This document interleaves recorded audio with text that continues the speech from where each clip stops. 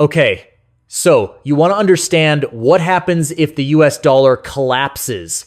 Not weakens, not loses 10% against the euro, collapses. The thing that has been the world's reserve currency for 80 years, the thing that sits underneath the price of oil and international debt and the entire architecture of global trade, just stops being trusted. What does that actually look like? How does it happen? And what happens to you personally when it does? The answer is more complicated than most people on either side of this debate want to admit. The people who think it cannot happen are wrong. The people who think it means you need to buy gold and move to a bunker are also wrong, in a different way. What actually happens is stranger and more specific than either of those camps tends to describe. Let's start with what the dollar actually is, because most people don't have a clear picture of this, and you need it to understand what collapsing would even mean. The dollar is not just American money. It is the language that the world uses to price things. Oil is priced in dollars. Most commodity contracts are settled in dollars. The majority of international loans are denominated in dollars. When a company in Vietnam imports equipment from Germany, there is a strong chance the deal is settled in dollars, even though neither party is American. This is what economists mean when they call the dollar the world's reserve currency.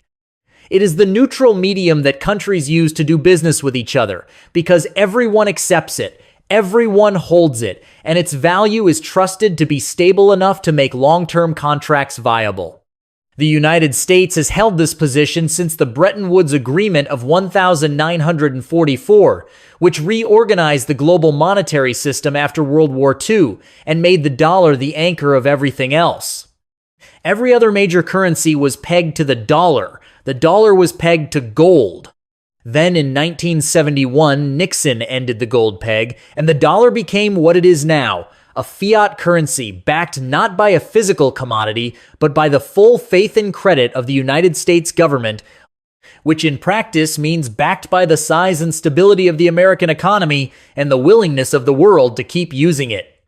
That last part is the important one. The dollar's value as the global reserve currency depends entirely on people continuing to choose it. There is no law that says the world has to use dollars. There is no international authority enforcing it.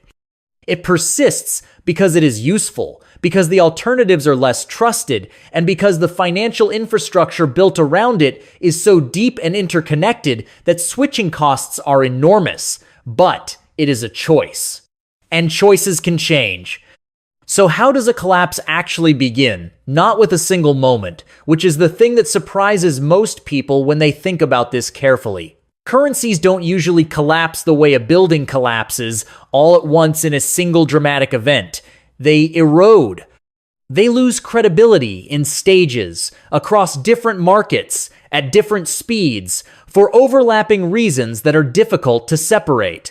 The trigger is almost never the cause. The cause builds over years. Let's talk about what that looks like in practice. The first mechanism is uncontrolled inflation. The US government borrows by issuing treasury bonds. Investors buy those bonds trusting they will be repaid in dollars worth roughly what they are today.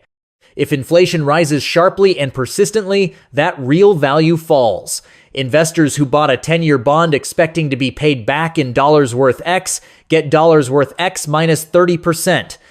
If it happens consistently and the Federal Reserve cannot control it, investors demand higher interest rates to compensate, which makes U.S. borrowing more expensive, which pressures the budget, which can lead to more money creation, which is the beginning of a feedback loop that has destroyed currencies before. The second mechanism is loss of confidence in American institutions. The dollar's reserve status is not purely economic. It is political and reputational. It rests on the perception that the United States has stable legal institutions, a predictable policy environment, and a government that will honor its obligations even when inconvenient. If that perception erodes, for whatever combination of reasons, foreign holders of dollar assets start diversifying quietly. They do not hold a press conference. They don't announce a shift in policy. They gradually increase holdings of euros or yuan or gold and gradually reduce their treasury holdings. The dollar weakens. Interest rates rise to attract buyers back. The government faces higher borrowing costs. The cycle accelerates. Each step makes the next one more likely and harder to reverse. The third mechanism is the emergence of a credible alternative. The euro has limitations. The yuan has capital controls that make it impractical as a reserve currency because you cannot freely move money in and out of China the way a reserve currency requires. But the world is working on this. China has been signing agreements to conduct trade in yuan. The BRICS nations have discussed alternative payment systems. Digital currencies issued by central banks could eventually provide dollar-independent infrastructure. None of these is a replacement yet. All of them are steps in a direction that matters more than the current position. Here is where it gets interesting, because what happens when the dollar collapses depends almost entirely on how fast it happens, and these are very different scenarios. The slow scenario looks like this. The dollar's share of global reserves falls from roughly 60% to 40% over a decade or more. The euro gains ground. The yuan gains ground.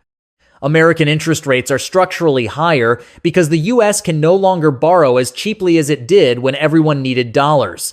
American consumers start paying more for imported goods. The standard of living adjusts downward, gradually, over years. This is uncomfortable. It is not catastrophic. Britain went through a version of this when sterling lost its reserve status in the mid-20th century. Britain is still here. The British economy stabilized at a lower level of international influence. That is the slow version. The fast version is what happens when confidence breaks suddenly. It is called a currency crisis, and it has happened repeatedly, most famously in Germany in the 1920s, Argentina in 2001, and Zimbabwe in the 2000s. The feedback loop between inflation, loss of confidence, and currency depreciation accelerates beyond the ability of policy to control it. Prices rise faster than wages. People spend money as fast as they receive it because holding cash means losing purchasing power daily. Imports collapse, supply chains break down, grocery shelves thin out. The government tries price controls, which create shortages, which cause panic buying, which creates more inflation. This has happened in living memory in multiple countries. The question is whether it could happen in the United States. The honest answer is that it is significantly less likely in the US than in those historical cases. American institutions have deep credibility built over generations. The Federal Reserve has real tools. The dollar's reserve status itself acts as a buffer because so much of the world is invested in dollar stability that there is enormous collective interest in preventing collapse. When you own trillions of dollars in treasury bonds, a dollar collapse destroys your own wealth. China, which holds enormous dollar reserves, has no interest in precipitating a dollar crisis. The incentive structure works against catastrophe. But here is what changes even without a full currency crisis. A significant decline in dollar dominance changes daily American life in concrete and painful ways. The so-called exorbitant privilege, a term used by French economist Valéry Giscard d'Estaing in the 1960s, includes the ability to run large trade deficits without normal market discipline.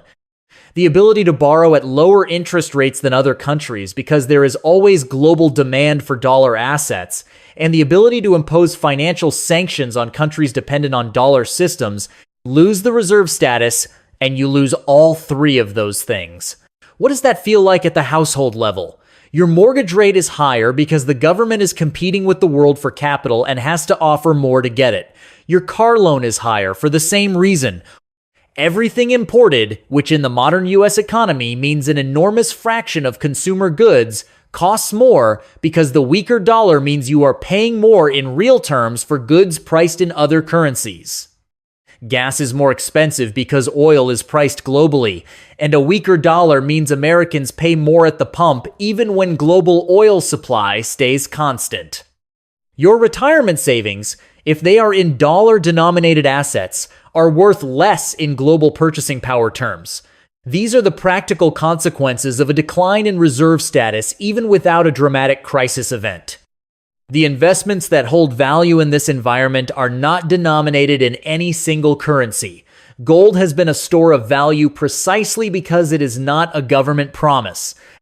Real assets like land tend to hold value in inflationary environments because their utility doesn't depend on a specific currency's purchasing power.